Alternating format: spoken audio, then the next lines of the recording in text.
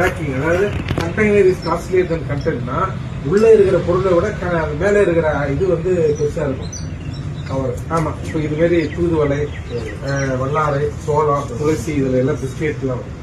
சரி, வெறும் பிஸ்கெட் வந்து மைதாவில் பண்ணுவாங்க, வெள்ளை இது போடுவாங்க, சர்க்கரை போடுவாங்க. 3 வெள்ளையா இருக்கிற பொருளை தவிர்க்கணும். பால், நாட்டு மாடு பால் தான் யூஸ் பண்ணணும். சரிங்களா, A2 மில்க்னு சொல்லுவோம். அதுல வரக்கூடிய நெய், மோர், அது மாதிரி. நீங்க அப்படி கால்நடைகள் வச்சிருக்கீங்கனாலும் அதிலேயே மதிப்பு கூட்டி வெறும் பாலாக கொண்டு யாருடைய விட்டு அவங்க சம்பாதிப்பாங்க இல்லையா. நிறைய ஆரோக்கிய பால் கம்பெனிகள் இருக்கு. நம்மளே அந்த நிறுவனமே நம்ம ஒரு அமைப்பை உருவாக்கி நம்ம அதுல வந்து இது சொல்றேன் இல்ல, பாலடை கட்டி, சீஸ், வெண்ணெய், நெய், பால் சார்ந்த நிறைய பொருட்களை வந்து இன்னைக்கு ஒரு சுத்தமான பொருளை தேடிங்கிறாங்க மக்கள்.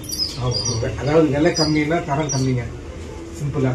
ஏன் நீ என்னப்பா ஒரு 500 ரூபாய் சொல்றாரு, லிட்டர் ஒரு 1000 ரூபாய் சொல்றாரு, அதே மாதிரி தான் கலப்படம் பண்றாங்களா இல்லையா?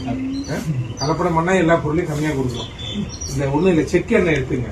செக் எண்ணெய் வந்து வெளியில G7 அப்படி குஜராத் 7 ஒரு ரகம் பெருசா இருக்காங்க பருப்பு, 220 ரூபாய்க்கு தர முடியாது. சரியா, நான் சொல்றது நானே போய் பண்ருட்டில வாங்கி வந்து அரைச்சு கொடுக்குறோம். ஆனா 120 ரூபாய்க்கு பங்களாவரத்துல போனீங்கன்னா இந்த ரேட்டுக்கு ஒண்ணு 180 உனக்கு என்ன விலைக்கு வேணும்பா, என்னங்க இவ்வளவு சொல்றீங்க 220 ரூபாய் சார், உனக்கு என்ன ரேட்டு போகணும்? ஏன்னா அதுக்கு அது மாதிரி நான் கலெக்ட் பண்ணி கொடுப்போம் இல்லையா. அப்ப அந்த கால்நடை தீவனங்கள் அந்த மாதிரி பொருட்களை விவசாயிகளுக்கு தேவையான உரம், விதை, மற்ற என்னென்ன உங்களுக்கு தேவை இல்லை, மண் வெட்டி தேவை, கடப்பாறை தேவை, எல்லா பொருளையும் நம்ம ஹோல்சேல்ல வாங்கி கம்மி விலைக்கு நம்ம கொடுக்குறோம். இப்போ டிராக்டரை வச்சுங்கன்னா அவருக்கு ஏக்கருக்கு மணிக்கணக்கு ஏதோ ஒரு 1000 ரூபாய் கொடுக்குன்னு வச்சுக்கோங்க, நம்ம 800 ரூபாய்க்கு ஓட்டலாம். புரியுது?